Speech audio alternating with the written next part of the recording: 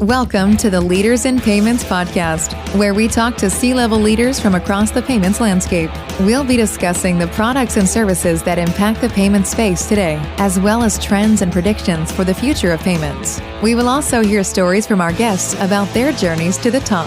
If you're going after a certain sector of businesses, whether it's in a Black neighborhood or a Hispanic neighborhood or whatever type of neighborhood that you're going to in America and out here selling, you want these types of businesses, then you need to have it reflected in your company, because some of the things now, people are getting smart now. They're going to your website and they're looking to see who your board members are. They're looking to see who's the executive leadership. Is there any representation that actually looks like them or talks like them or possibly even understand the business needs or the lack of in these communities across America right now?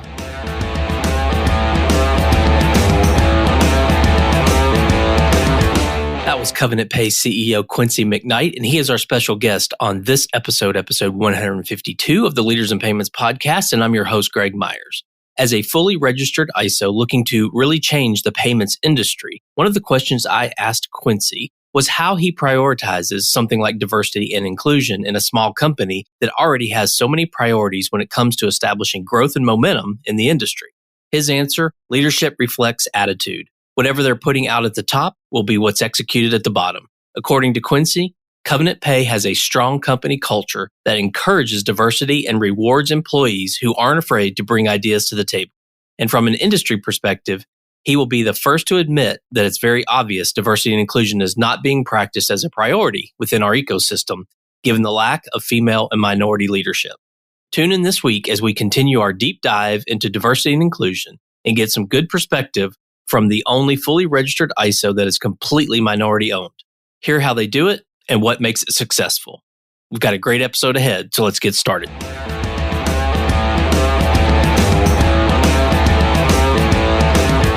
Hi, Quincy. We just wanted to remind you that we had you on the show back in May of 2021. So this time we're going to catch up on your business a little, but we're going to focus the majority of the time on diversity and inclusion. That is our theme for the month of March, and this episode is going to be a part of that. So, Quincy, welcome to the show. Thank you, Greg. It's good to be back with you. If you don't mind, tell our audience a little bit about yourself, maybe where you grew up, where you went to school, maybe a few things like that. Sure. I'm born and raised right here in Nashville, Tennessee, one of the greatest cities in America.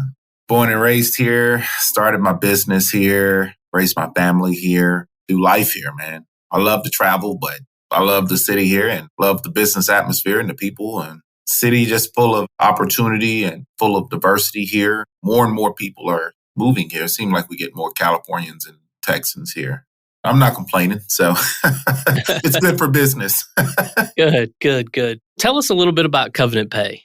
Sure. Covenant Pay, we are an ISO, fully registered ISO. We are a company that thrives on improving technology and trying to stay ahead of the game out here, the rat race that we all are in. We are a small operation, but we have lines and visibility lines that run across the globe from here to the Philippines. So we try to stretch ourselves with our visibility, our control, and our efficiency that we toot our horn about to all our merchants, and we want to really change the payments industry just because right now it seems like it only benefits the big players. Transparency is really one of those places where we want to be very, very helpful to people just because of what's happening in the industry right now around the world. And what was your background before starting Covenant Pay? Oh, I've been in the payments industry for, it'll be 24 years at the end of May of this year. But my career started with, I started with Transworld when it was around. It was a long time ago, man.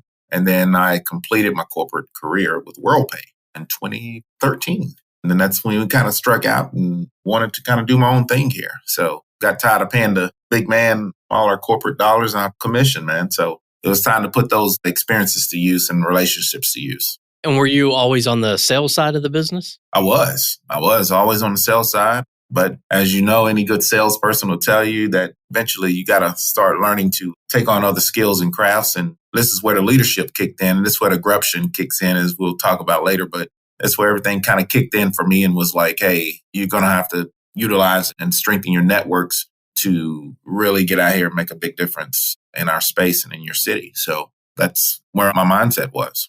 And is Covenant Pay, you said you're an ISO, are there certain verticals or product types you sell or you work in? Yes. So we concentrate on a couple of different industry types. One is healthcare, the other is gaming, the other is transportation. And we do a lot of B2B, online B2B. We own our own gateway. So we built it from scratch. We got a great tech team that has been working hard with us for the last several years. So we're proud of what we've built and where we have come to in such a short amount of time. I would say that there's been a lot of positive movement within our company around the country. We've just been getting a lot of looks, a lot of ears, a lot of eyes are on us. We're just trying to truly make a difference out here with our products that we are truly trying to go into corporations and make a big difference on. Okay. And last time you were on the show in May, we talked about gruption, which is good disruption. I thought it was a great term. So since May, what has Covenant Pay been up to? So what's new with the business? Sure. So as we all know, the payments industry is undergoing a massive shift right now. I mean, you've got more technology is changing how we do business. Consolidation of major players is a drag on innovation.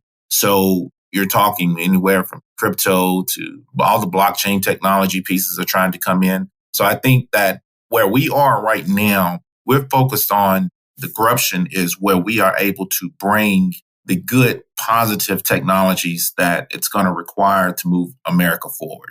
That's where we are. That's where we want to see business moving forward. We don't want to see anybody business being left behind because they don't understand technology. And so that's one of the things that we're great at is the fact that we are paying attention to what's happening, watching the shifts change. And then we can also look at our existing platform and look at our existing customer database right now.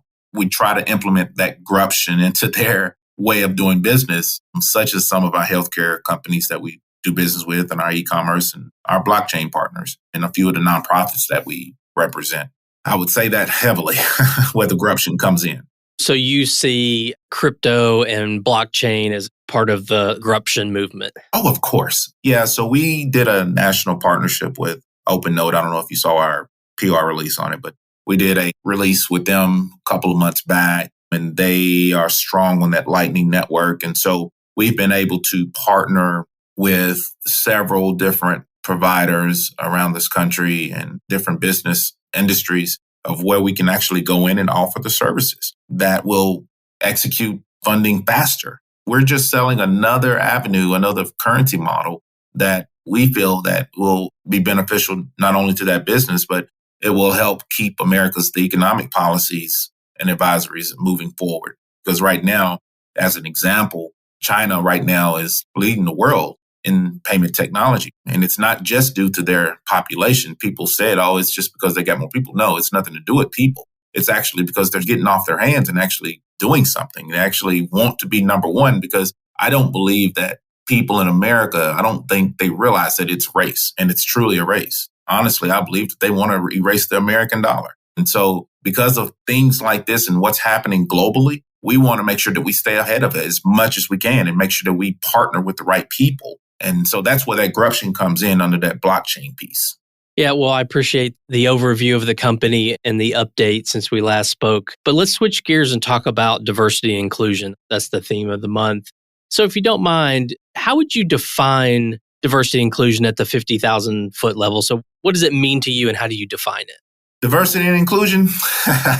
You know, I am a person that looks like diversity and inclusion. I would like to say that because from a personal standpoint, my mother was white and dad was black. And so it can't just be about race or gender. I don't like to be looked at when I walk into a room. I don't like to be looked at as, oh, he's a black guy or he's a yellow guy or brown guy. I don't like that. People are different in many different ways. And those differences can make us stronger if we allow them to. So one of the things that I tell myself, but also tell people that are around me in my circles and employees, surround yourself with people who would challenge you and your beliefs, because building a company of people with different views will stifle any innovation, as surely as building a company with strong race or gender issues. And I tell this to everybody, we're truly stronger together. You can't allow distractions to come in. And I think that's where a lot of us go south. A lot of companies, we don't practice this diversity and inclusion piece because we allow distractions to come in. And when I say distractions, I truly mean where employees or executive staffs are not held accountable for either things they say or the things they do, or even how they view things. And I can even go to a step further with it, like big companies in our industry right now, they often have the resources, meaning the time, money, and the people to focus on diversity. And I see how just this whole thing is just changing. We really have to make it a priority. And you bring that up, and I have had those bigger companies on the show. They talk about, hey, we've got all these affinity groups and we've got someone dedicated to it. But I feel like our industry is also made up of a lot of small and medium-sized companies. So how does your company view D&I and make sure that it's a priority when you're a smaller company with so many priorities? I mean, how do you prioritize this? Well, I'll say it like this. As we know of today, we're the only fully registered ISO, especially at the volume that we do, that's completely minority owned. We're the only ones out there. I haven't met one yet, and I've been in the industry a long time.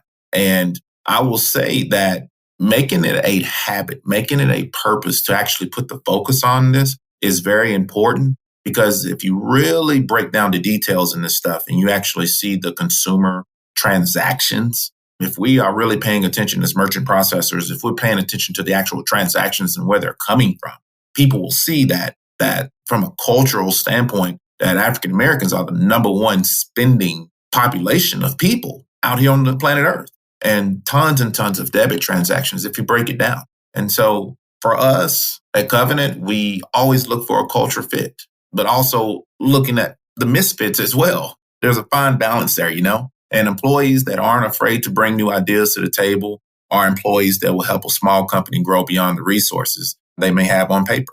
Is there anything that you do that is prescriptive, or is it more of just a cultural fit kind of thing that you have to bring to the table? Let's say when you're hiring someone, is it something prescriptive you do, or is it just, hey, here's our culture and we have to make sure you're a fit kind of thing? Put it to you like this. We don't allow any cancers into our organization. We've done it in the past. We've learned from our mistakes, and we won't do it again. I think every company has gone through that. You think that you've got a good hire coming in, and you realize that later on it wasn't. We cannot and will not allow someone to come into our culture and reformat it, reshape it, because it's just not good for business. It's not good for morale. And especially when they see that we focus and practice diversity. We practice diversity just keep it real, this is an all white, male dominated industry, even from the lack of women leadership, lack of that as well. And so when I see that the lack of women leadership as well as minority leaderships in these different organizations and groups around this country, all the way from the conferences that we all attend and see each other at, to the organizations that place our policy and agendas in order. These things, it's very obvious diversity and inclusion is not being practiced right here in our own industry. So it's just not affecting corporate America. It's right here in our own industry. And that's something that Covenant is willing to do, is show and share and explain of offering solutions of this is how you can actually make a difference to an industry where you can actually reflect American or reflect the global society. We have very diverse people from different backgrounds that work for us, not just internally, but externally as 1099 sales reps around this country. Because one color that we do all have in common is green, and that thing spins. That's a good way to put it. You brought it up a little bit, but I want to dive a little deeper. So as an industry, whether you call it payments or fintech or payments/fintech, as an industry or an ecosystem, how do you think we're doing? Are we getting better? Do we have a long way to go? What's your kind of view of the industry as a whole? I think right now that if the intelligent ones, and I will say the intelligent with no disrespect to anyone else, but I think if the true leaders will step up and actually take the time to sit back and see the trend of where our global economic patterns are going, we can then sit back and make better decisions and directions for our companies. So when it comes to fintech and how we're implementing fintechs, because I've seen at Covenant, for example, we've gone from just being a merchant acquirer, we're becoming into a fintech company just because we're adopting SaaS-based software. We've partnered with SaaS-based companies. We've partnered with different vendors that offer these types of solutions. And now we're offering these partner or trying to sell and promote their offerings. So when these types of things are in our face, you are truly becoming into the fintech space and you have to understand it. And I would make one recommendation to get the people that are smarter than you around you to help you get to that place, because you don't know all the answers. I don't know all the answers. I think we collectively have to come together to put some more respect on our industry, because right now, sometimes it feels like it's a bunch of used car salesmen just running around. And I think we've got to get a better hold on that and get people actually focused on selling technology all the way to selling how to handle the relationship. And actually, we've been guilty of it in the past where we've hired people where they just saw the opportunity to make money on commission, but didn't understand what they were selling. So they just wanted to bring the relationships to the table. And that's okay if that's what that is. But we want to make sure that representation is there. And we don't need it to send people out in our industry, representing our industry, that are just running off at the mouth just because they got a good mouthpiece. Mm-hmm. Well, what more do you think we could do as an industry? Are there things that you've seen over your career to like, hey, that would have been a great opportunity for us to talk about diversity or inclusion or belonging or equity or any of those things that sort of falls under diversity and inclusion? Are there any specific things that you would recommend that we do as an industry? As I've stated earlier, I think if we go back to the drawing board and actually focus on why we're in business and why we're doing what we're doing and who are we truly serving out here, that will kind of help put some more common sense. And I'm putting that in quotations because common sense is not common to a lot of people. And I think that if we focus on just getting back to the basics of treating our relationships with integrity and transparency, and just getting to the basics of telling our salespeople and our leadership at that matter, that let our leadership reflect our attitude and vice versa. Because again, we represent transactions, man. It's bigger than what we can even realize. I try to tell people a lot that represent our products that this is not just about you. It's just not about me, but this is about teaching America. This is about teaching the citizens that we represent, the merchants we represent out here, what these transactions mean. Because you'd be surprised how many people don't even know what these numbers on their debit and credit cards are.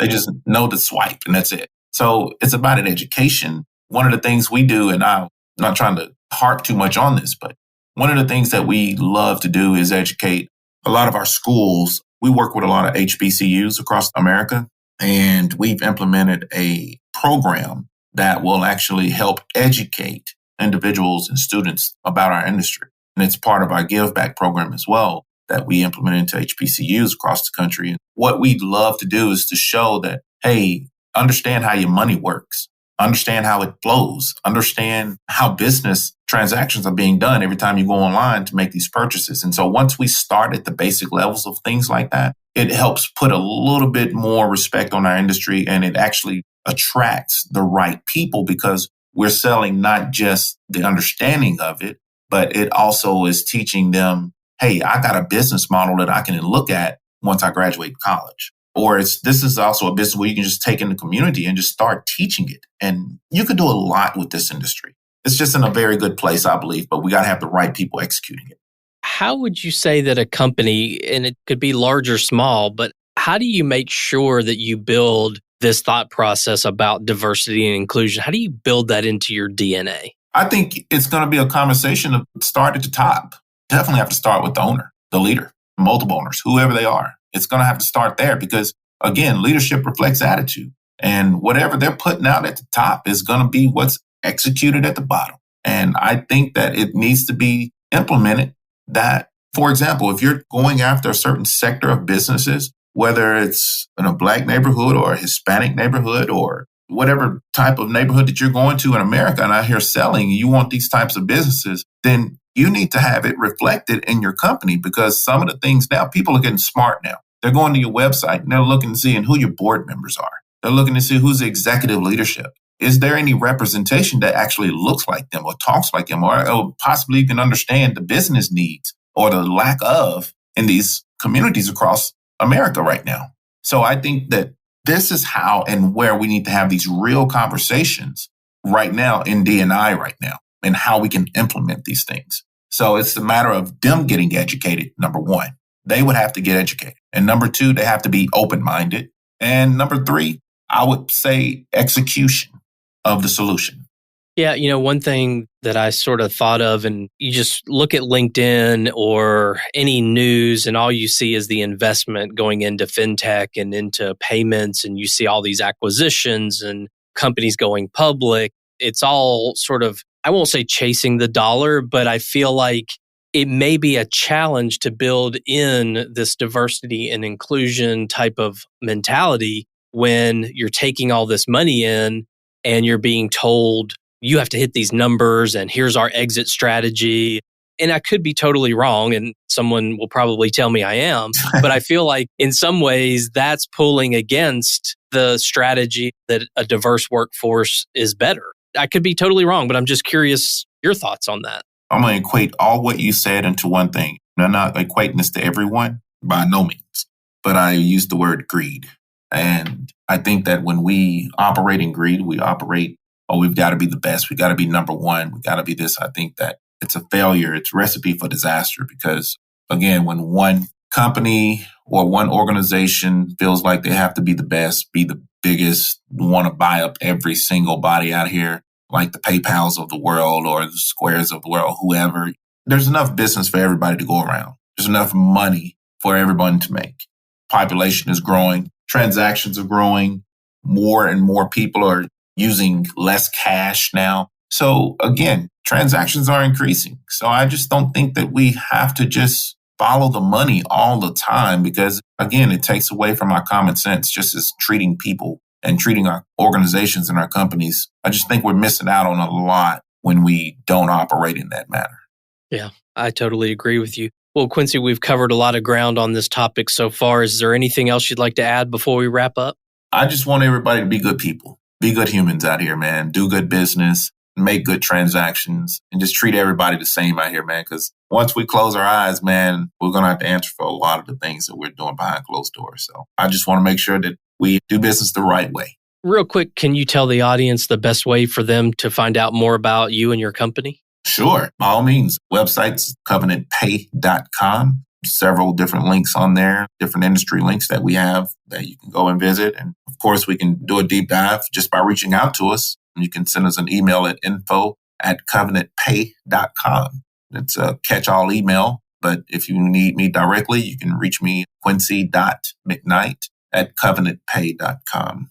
Go to our website and you can see our diversity. Awesome.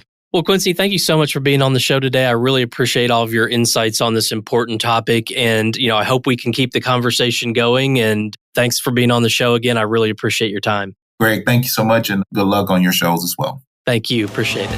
Thank you for joining us this week on the Leaders in Payments podcast. Make sure you visit our website at leadersinpayments.com, where you can subscribe to the show and where you'll find our show notes. If you enjoyed listening, please share on your social channels as well.